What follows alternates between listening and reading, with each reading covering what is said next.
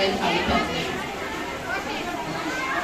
এই বিদ্যালয়ের প্রধান শিক্ষিকা সহ অন্যান্য শিক্ষক মন্ডলী আমাকে যখন এই স্কুলে এই অনুষ্ঠানে আসবার জন্য আমন্ত্রণ জানাতে গিয়েছিলেন, আমি সানন্দের সম্মুখীন ইসলামের কারণে এই স্কুলে আমার দুটি সন্তান তারা প্রথম বিদ্যালয়ে পড়াশোনা করেছে।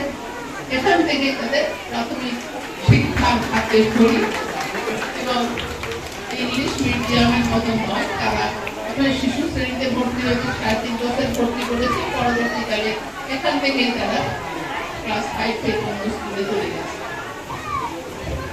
আমি এসব যে তৎকালীন যিনি প্রধান শিক্ষক ছিলেন সুলতান মোহাম্মদ মরহুম অত্যন্ত যত্নের সঙ্গে এই বাচ্চাদের শেখাতেন, কারণ আমার ছেলেরা